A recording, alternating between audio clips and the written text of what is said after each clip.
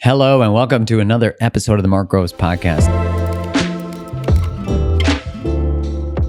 Today, I'm doing a solo episode, and I'm going to be doing more solo episodes because y'all asked and I'm listening. So wherever you get your podcast, make sure you hit that subscribe button because you're not going to want to miss these. Every time I do a solo episode, it is about diving into mastery. Mastery of self, mastery of relationship, mastery of life. It's about dissecting a relationship pattern or a pattern that we have in relationship to everything we're in relationship with, because anything that's not us, we are in relationship with.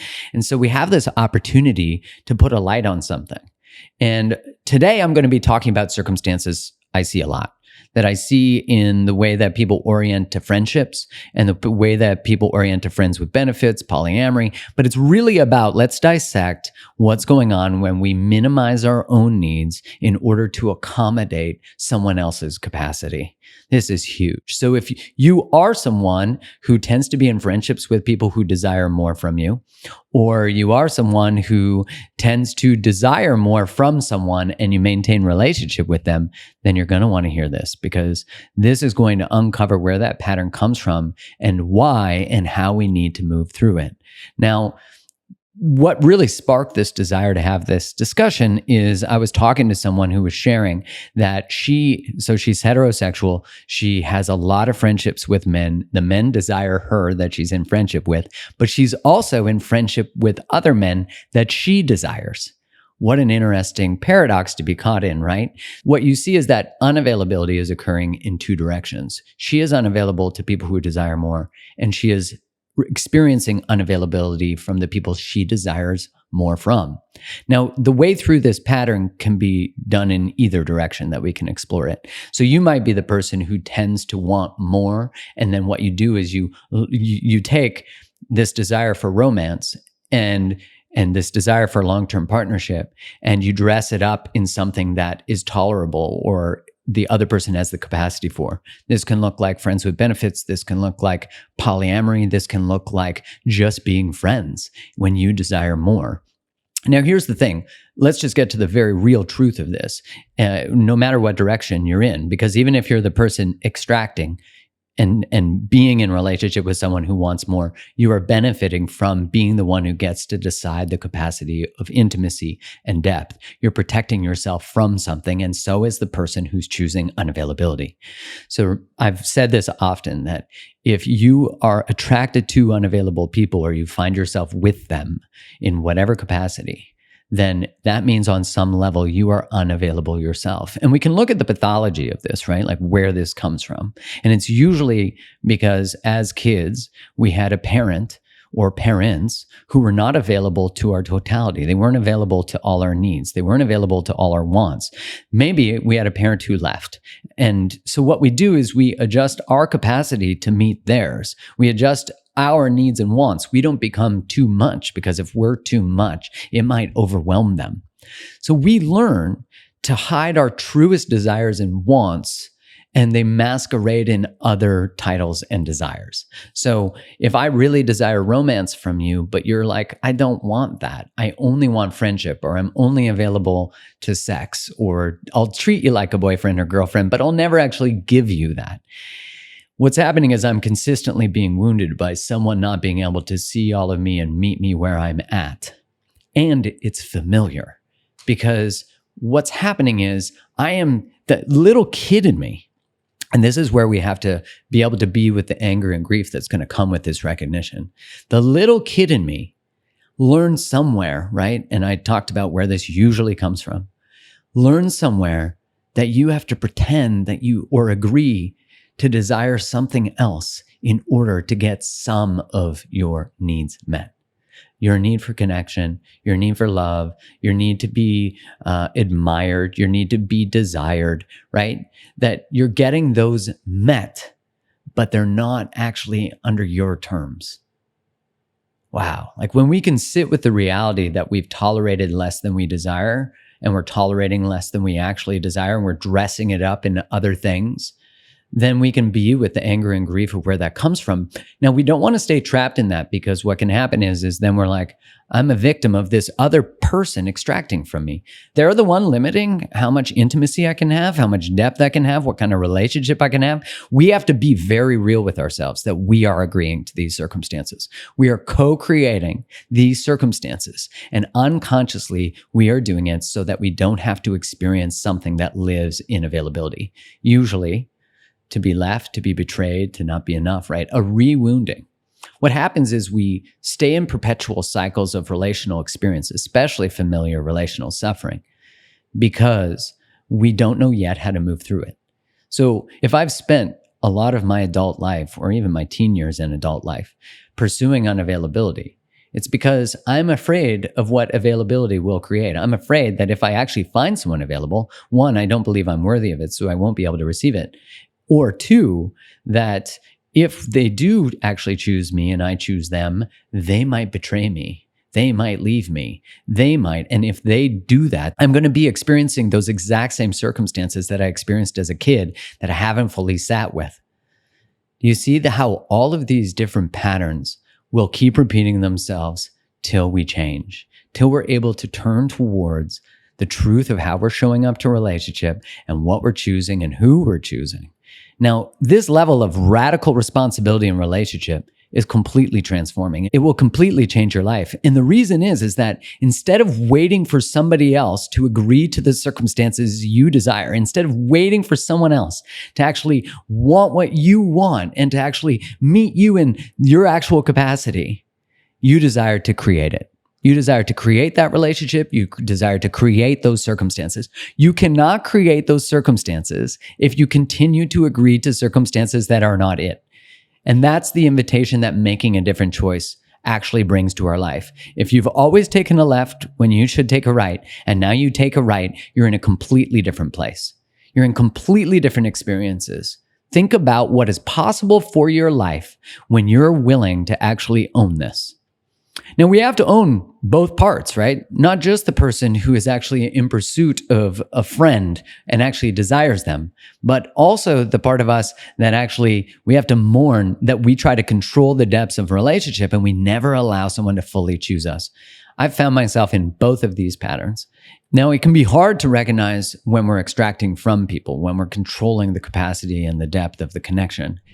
If you haven't heard me talk about cozier sheets before, let me tell you, I'm about to introduce you to the greatest sheets you will ever have touch your body. Anytime someone comes to our house and stays in our guest room, they always want to know, what is the bed situation? What are the sheets that we have? Their sheets, their comforters, their duvets, everything is magic. Their bedding is naturally breathable. It's temperature regulating. It's so damn soft. It's ethically sourced viscose from bamboo. It's incredible. And the brand was featured on Oprah's Favorite Things, but before that, it was featured on Mark's Favorite Things. Like, I discovered this brand years ago before I ever even chatted with them about being a sponsor for the podcast. And because I love their product so much, I asked for an exclusive offer for you, and you get 40% off site-wide. And now they have pajamas. They have like loungewear. So not only do you get to wrap yourself in the experience of the sheets as clothing, but you then get to get into the bed in that. So you're like double wrapped. And so all you got to do to save 40% off site-wide is use the code GROVES at checkout. So just my last name, GROVES. So go to CozyEarth.com, COZYEARTH.com, and use the code GROVES, and you get 40% off all their products. What we can do in order to get honest with ourselves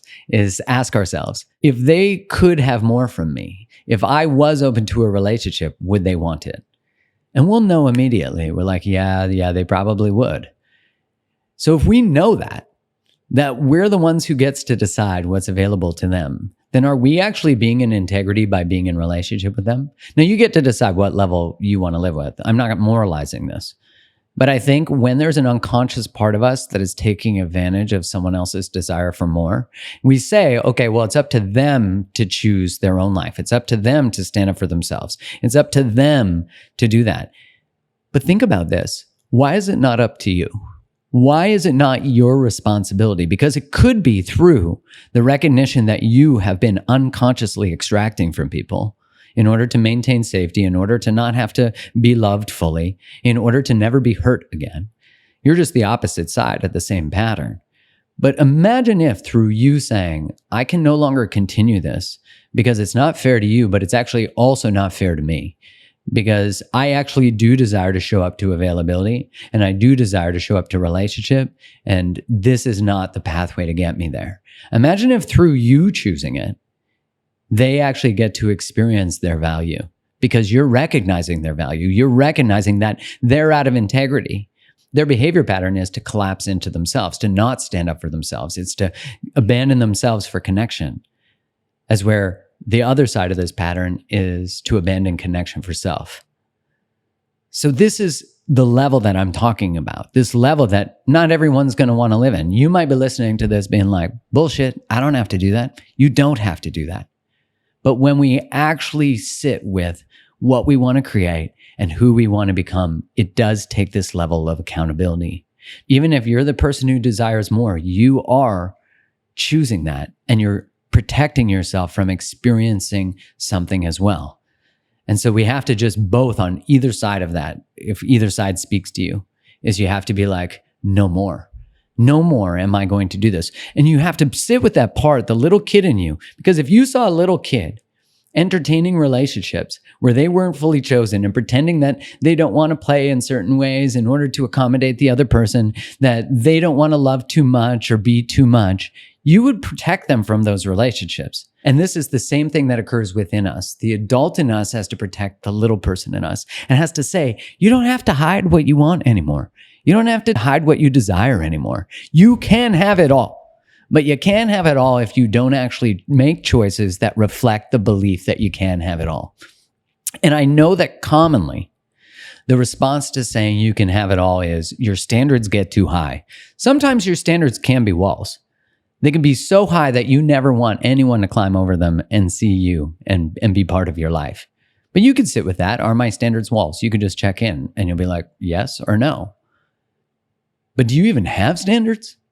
If we're used to accommodating shitty behavior, if we're used to accommodating people who just can't show up, who just don't make great, healthy choices relationally, if we keep choosing to be in relationship with them, can we show up? Are we showing up for ourselves? Are we actually available?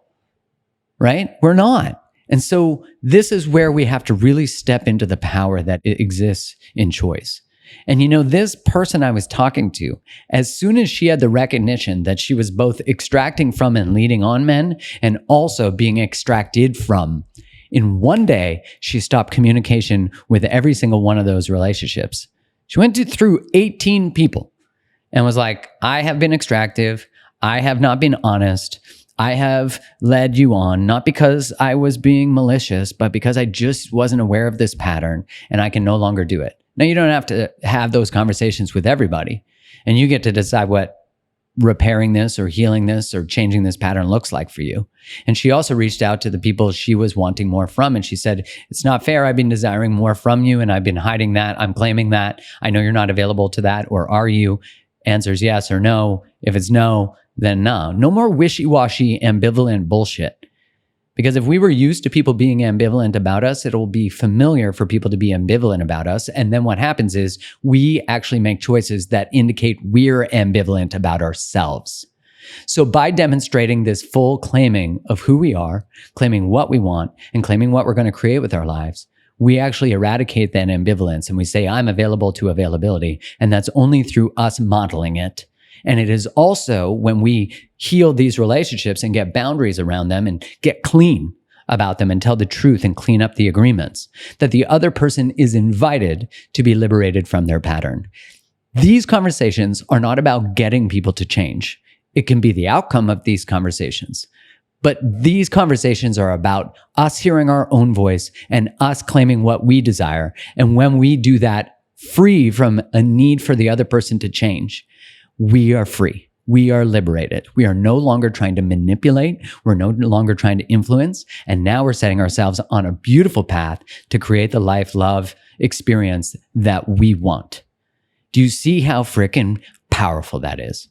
So if there's one thing you get from this, is step to that level of accountability and integrity to what you desire, what you value, and what you want. Stop waiting for someone else or the world to give you everything you want. Create it, claim it, become it.